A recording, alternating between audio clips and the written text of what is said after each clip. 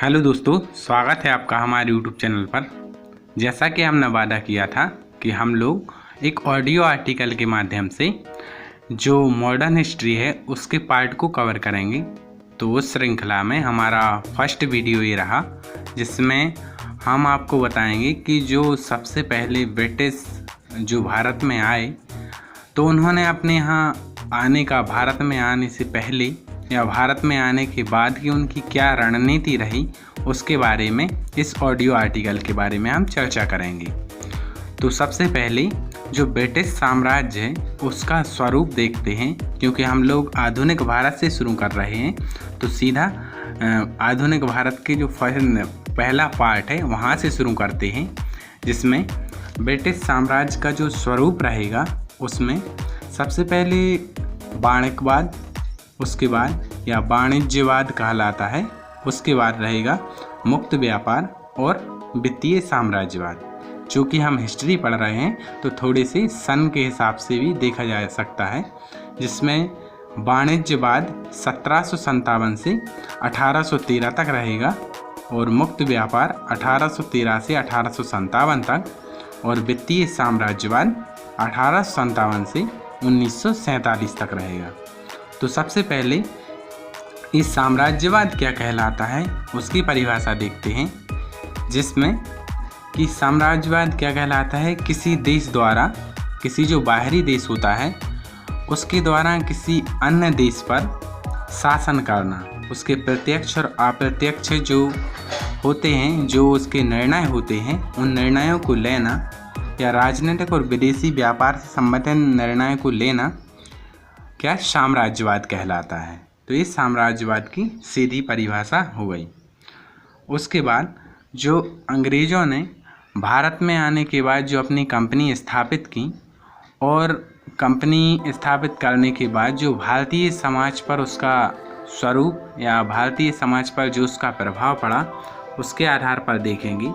सबसे पहले जो अंग्रेज आए तो उन्होंने अपनी जो भारतीय संस्कृति है, भारतीय संस्कृति का अच्छे से अध्ययन किया, और इस अध्ययन से उन्होंने पाया कि जो भारतीय समाज है ये अपने जो विदेशी समाज है या उनका जो समाज है, पश्चिमी समाज है, उससे बहुत ज़्यादा प्रभावित है या उससे बहुत ज़्यादा आगे है। तो इस व्यवस्था को उन्होंने प्राच्यवाद नाम दिया था। तो यदि प्राच्यवाद की परिभाषा कहें तो भारत की श्रेष्ठता का अध्ययन अंग्रेज़ों द्वारा किया गया, तो वो प्राच्यवाद कहलाया।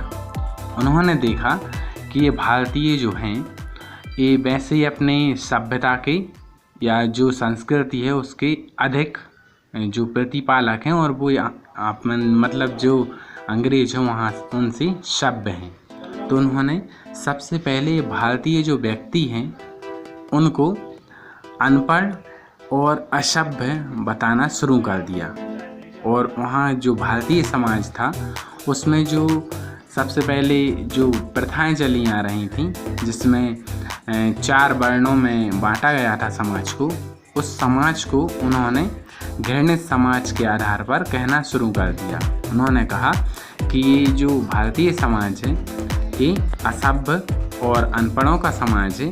इसको रूपांतरित करने के लिए उन्होंने कई मिशनरियों को आमंत्रण किया।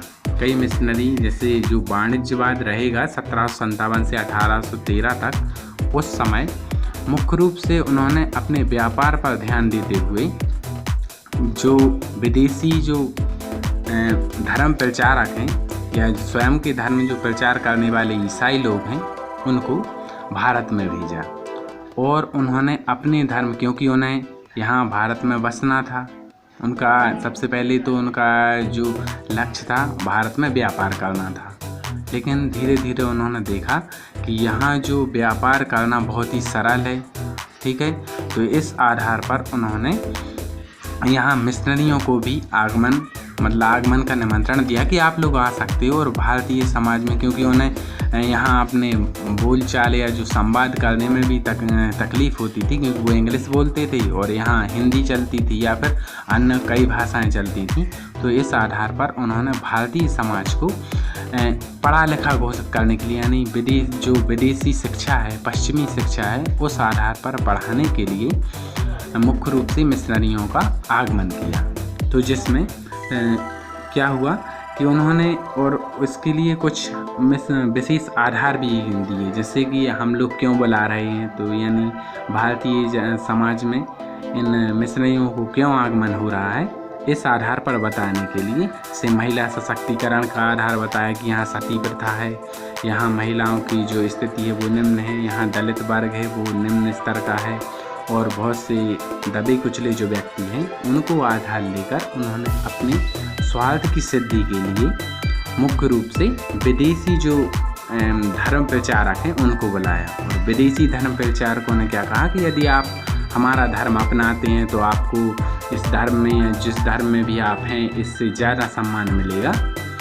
तो इस आधार पर भी लोगों ने उनके बहकावे में आ गए। तो देखते हैं, तो उन्होंने सबसे पहले तो यहाँ आके किसान वर्ग जो था, जो कृषि करने वाले थे, उन पर अपना दबाव बनाया, क्योंकि उन्हें धर्म बदलवा दिया। उनका धर्म चेंज करवाने के बाद उनकी जो फसलें हैं, फसलों का वाणिज्यीकरण किया, यानी फसलों में जैसे वो सबसे पहले जो फसलें थी वो फसलें बोते थे अपने खाने पीने के लिए केवल, लेकिन वर्तमान में उन्होंने क्या कहा कि मतलब उस समय की बात उन्होंने कहा कि आप ऐसा करो, आप नील की खेती करो या ऐसी खेती करो जिससे मतलब आय ज़्यादा हो, उसे हम खरीदेंगे। तो इस आधार पर शुरू में उन्होंने इन फसलों, वाणिज्य फसलों पर बहुत ध्यान दिया, और जिससे हस्तशिल्प और लघु उद्योग बिल्कुल नष्ट हो गए।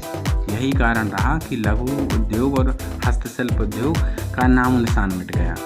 उसके बाद समाज पर क्या प्रभाव पड़ा, समाज पर जो पश्चिमी सभ्यता का अंधानुकरण है वो होता गया, और जिज्ञासु प्रवृत्ति हुई और ब्रिटिश संस्कृति का प्रसार होने लगा। तो दोस्तों, ये पहला वीडियो था।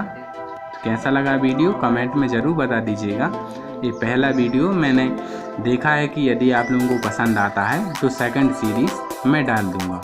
ओके, लाइक करें, शेयर करें और सब्सक्राइब कर लीजिएगा चैनल को।